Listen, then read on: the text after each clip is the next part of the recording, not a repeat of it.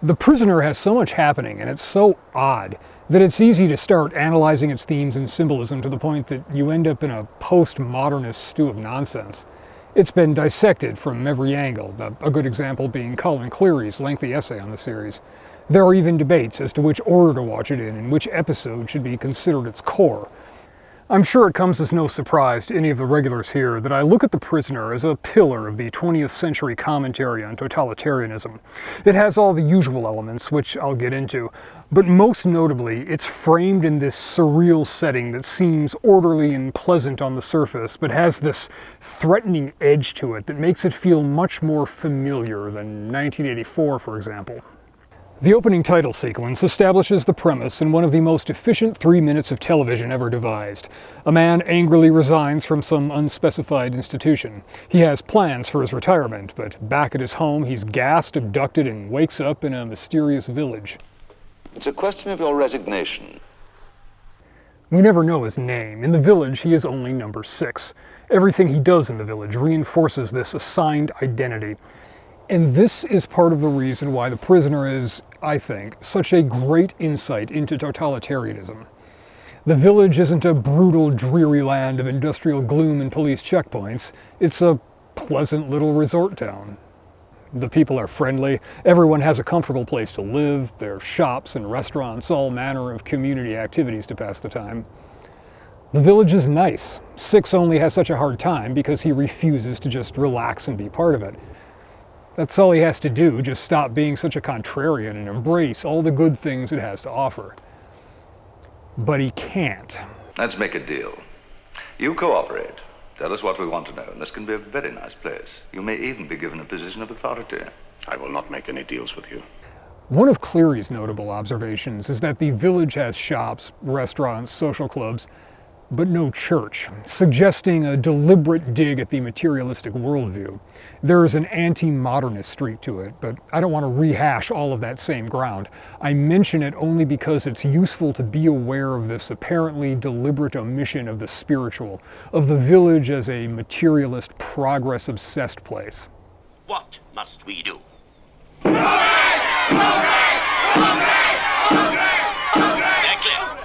The fetishizing of progress isn't the only way it pokes at the assumptions of what we today might call neoliberalism. The village is run by number 2, but it's a title, not an individual. Several different people hold the position of number 2 throughout the series, and while they may employ different methods, their goal of breaking number 6 and extracting information from him is the same. Nothing significant will change with a new number 2. And in the episode Free for All, it's explicitly framed in terms of the electoral process, with 6 encouraged, cajoled really, to run for the position. It's a way to co-opt him, to draw him into the system, to diffuse defiance into something contained and controlled. Of course, the election is performative, designed so that no real change can come from it. He has adapted himself admirably to our procedure, but he has no experience whatsoever of the manipulation of such a community as ours. Number 6 takes up the challenge and gives us a spoof of the liberal democratic system that's even more relevant today.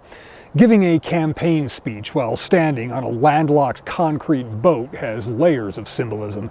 And in the end, he wins the election, becoming the new number 2, and immediately tries to bring the system down from the inside.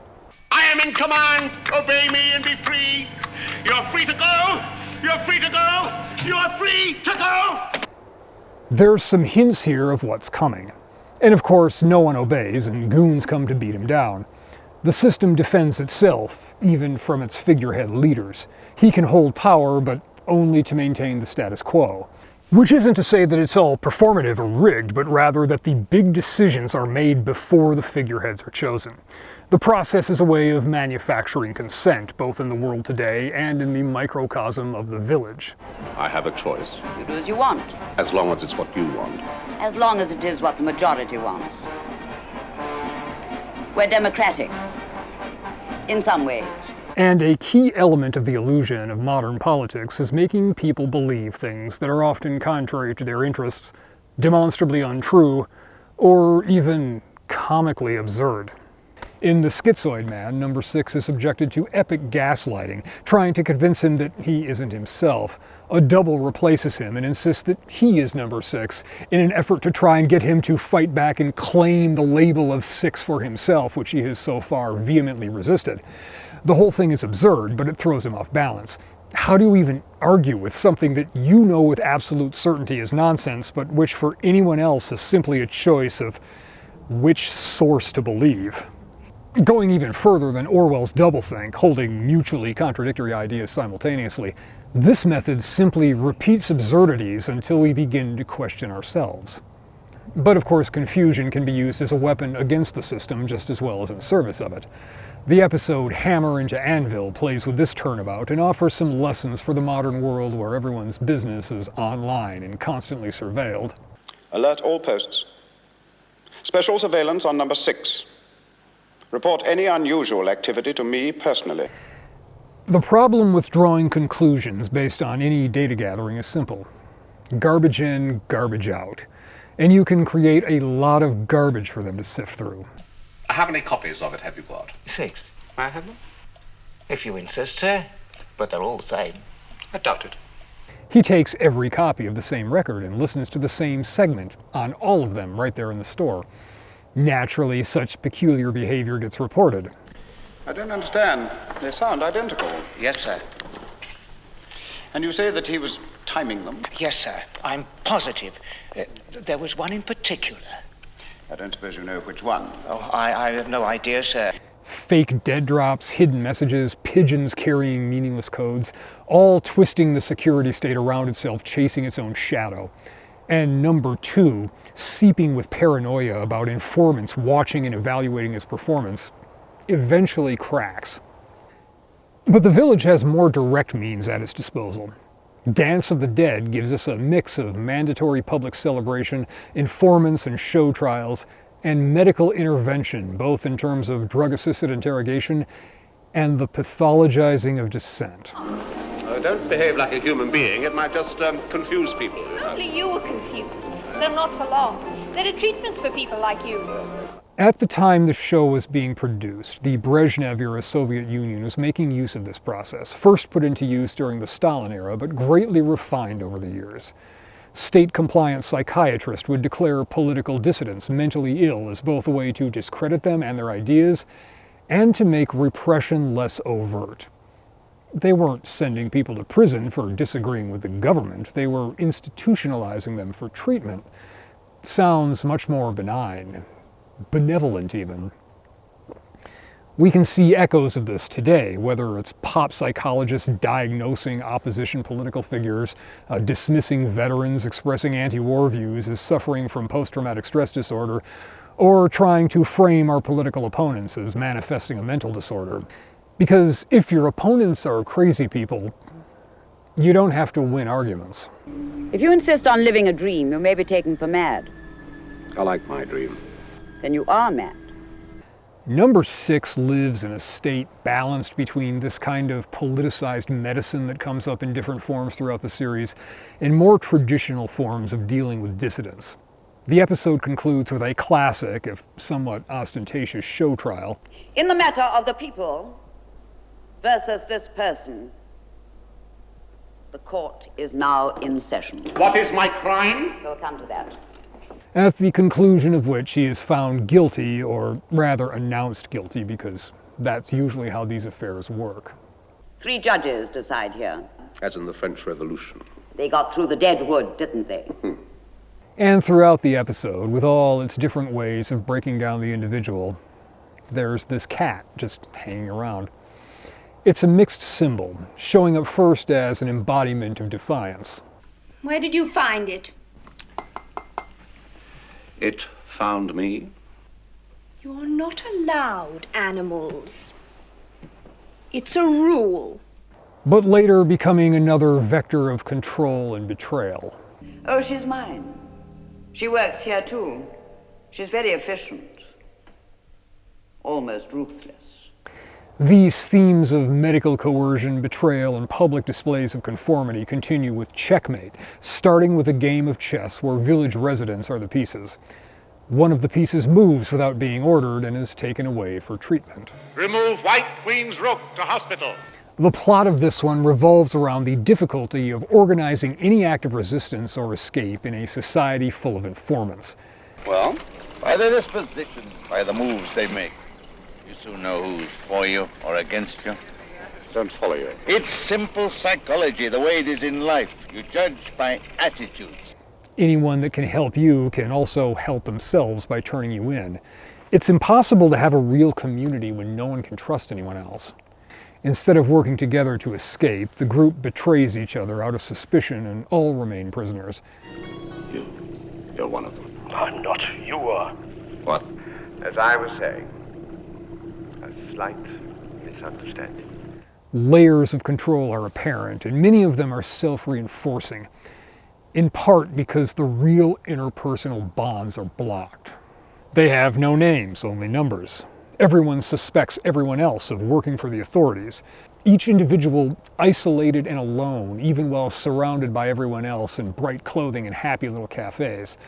Neither we nor Six really know any of them. They're just colorful NPCs filling the space. Potential threats in close proximity. The Chimes of Big Ben comes at this from another angle. This time the mandatory fun is a village art competition, and Six is paired up with a new arrival from the other side of the Iron Curtain. Neither of them know which side is running the village, hinting at the true nature of the geopolitical game. It doesn't matter which side runs the village. It's run by one side or the other. Oh, certainly. But both sides are becoming identical. What, in fact, has been created? An international community. A perfect blueprint for world order. Number 6 and the equally defiant number 8. I'm no number 8 or number anything else. My name is Nadia Rakovsky, and I've been interrogated enough for one day. Work together to escape. She claims to know where the village is, allowing them to plot a course. Under cover of this art show, Six builds a small boat, in pieces arranged as an abstract art piece to hide its real purpose. We're not quite sure what it means. It means what it is. Brilliant. It means what it is. I kind of feel like that's the show mocking us for overanalyzing it all this time.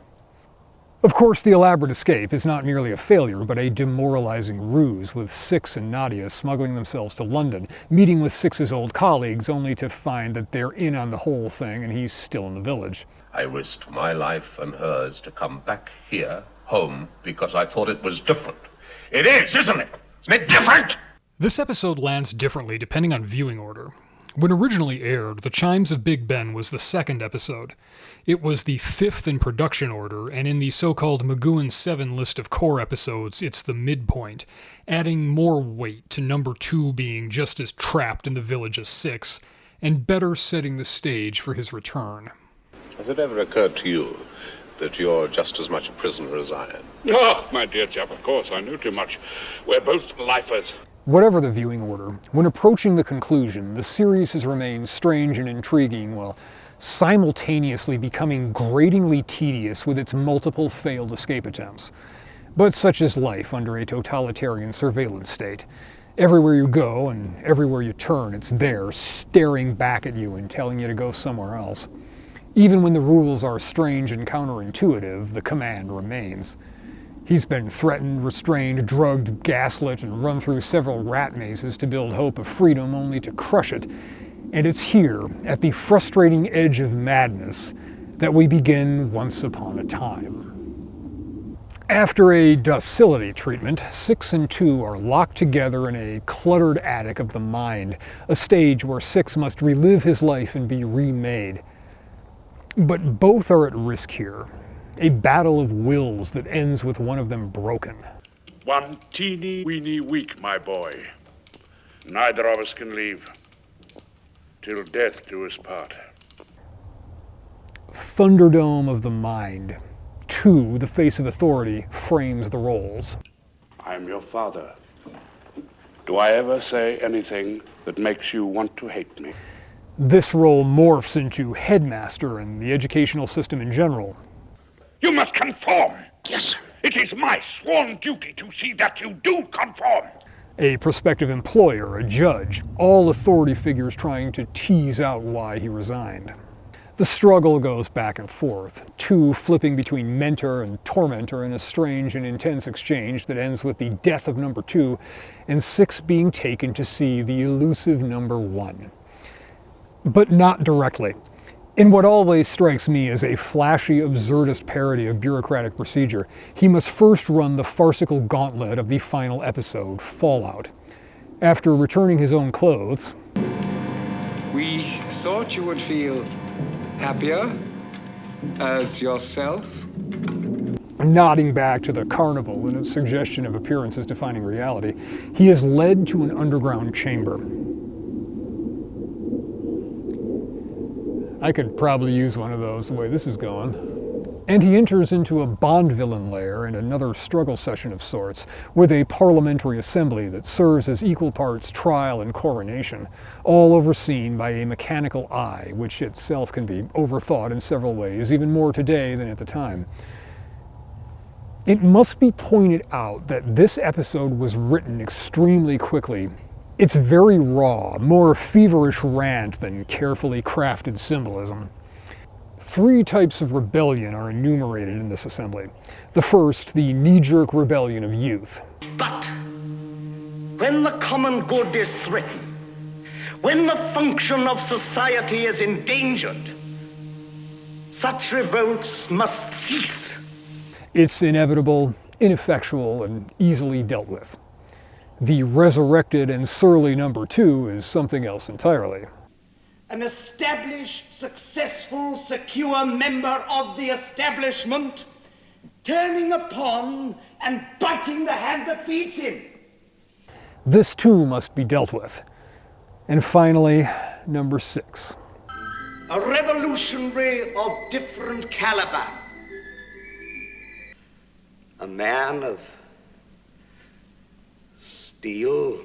A man magnificently equipped to lead us. We could go the obvious route with that, setting up the strongman leader type before the cataclysmic end. And that's certainly there. But there's something else. Because he's not some revolutionary trying to seize power. He just wants to leave, and eventually they offer him that. You are free to go. Free to go. Anywhere. Why?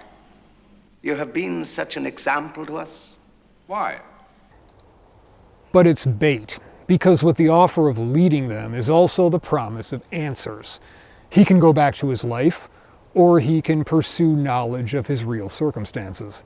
It's one of those central questions. Do we really want to know if it means we can never be the same? Yes. Yes, I do. He takes these tokens of his old life, sometimes read as an ego thing, I above we, and then he takes the podium. But when he speaks as an individual, he's drowned out by the assembly. I feel He never gets to say his remarks. His role there is to serve as the personification of the system, not of himself. The state incarnate, if you will, echoing the sham election back in free-for-all. And bringing us to that moment that left some viewers confused and others enraged, the reveal of number 1.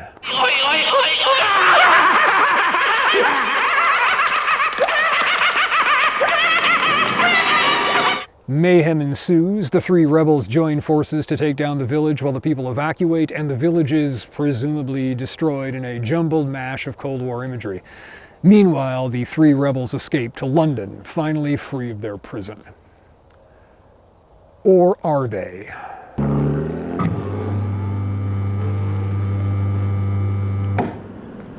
Whether you watch The Prisoner in the order all 17 episodes aired, or the McGowan 7 lineup, or the slightly amended lineup here, one thing is constant. The Prisoner can't be examined without slipping into some postmodernist speculation. And that's fine. Even the core creative force behind it has acknowledged that it is very much open to interpretation. Because in myself, I am still getting new interpretations. And I feel fortunate that in parts of it, I hit lucky. That clip is taken from the documentary In My Mind, made in 1983. And this statement is something that should always be in the back of our minds when looking at any piece of fiction. Authors always put layers into their work, sometimes consciously and sometimes without even realizing, reflecting their environment, culture, ideology. And The Prisoner was made in a time of significant social and technological change. You don't have to be some kind of Luddite to find rapid change disorienting and socially atomizing. The Prisoner reflects that with its bright costumes, constant noise of public announcements and radios that can't be turned off, and of course the nudged mandatory social activities. It's been described as an anti-modern manifesto, and McGowan has said things that support that being explicitly the case. One notable example being the old-timey penny farthing bicycle used throughout. And the penny farthing was used to symbolize progress, which was an ironic comment, I hope, on the fact that progress perhaps goes too fast for us sometimes and we're not able to catch up with it. And that's what watching The Prisoner for the first time feels like. Things are happening, but you're not sure why. A sense of being a little behind things, and it only builds in the final episode with its chain of bizarre imagery and dialogue. And like progress in the real world, in the end, it doesn't give us answers. Is Six free, or is he still a prisoner? If so, of whom? It's all up to interpretation. Like progress more generally, it's ultimately a subjective judgment. And that's one of the somewhat disturbing things I take from it. For number 6, the material comfort of the village is absolutely not worth the loss of freedom. But so many of the residents seem perfectly content. Some of them surely want to escape, but it's clearly not all of them. Is it right to force people to be free if they don't want it? That's one of the battles of our time. People that really want to be free, with all the rewards, responsibilities, and discomfort that comes with it, need a certain type of society to accommodate that freedom. But to get it, they have to drag along the majority of people that don't seem to want it. They want security and comfort with the illusion of freedom. The village is so maddening for Six in part because he's surrounded by people that don't think it's hindering them at all. It's comfortable, things are taken care of, and they don't feel constrained by the rules. It shows us a society that's oddly familiar. There's no big villain. Number 2 is just a cog in the machine. You can walk down the street, you can talk to your neighbors, you can even gripe about the village. But if you try to leave or actually do something to change it, then you get smothered by a balloon. And when you dig into it, try to find number 1, who's really keeping you locked into the oppression. Under the masks, you find yourself staring back. I don't know about you, but I feel like number 6 sometimes. Obvious falsehoods presented as capital T truths, fed diktats in the name of democracy, surrounded by colorful absurdity and people that seem to not notice. We're all pushed, filed, indexed, and numbered, usually without the courtesy of a brief. It just rankles some of us more than others. To what end was that process of breaking down the individual will? To what end? For the village. What was the purpose, the goal? I think it's going on every day all around us. I had to sign in to get into this joint. Downstairs, yeah. Made you angry too? Slightly, yeah. Yes. Right. Pass keys, you know, and let's go down to the basement and all this. That's prisonership as far as I'm concerned. And that makes me mad. And that makes me rebel. And that's what The Prisoner was doing, was rebelling against that type of thing. I also note that there's a remake of The Prisoner, starring Jim Caviezel and Ian McKellen. It has some things going for it on its own merits, but at best it's an homage. The Prisoner doesn't need a remake. It captured something about the modern world that's as true this century as it was in the last. Perhaps The Prisoner is that moment when the dystopian visions of the first half of the 20th century met the reality of the world that was taking shape in the latter half. A sort of cultural manifestation of the coming end of the progressive model of history, the end of modernity even. There are many interpretations we can take from it, and none of them can be conclusively proven correct. And we each have to figure it out for ourselves when the world around us keeps trying to force-feed us answers. And I suppose that's as good a point as any. Be seeing you. Lancer up there. There's a lot of hardware in my airspace today. Another bomber flyover.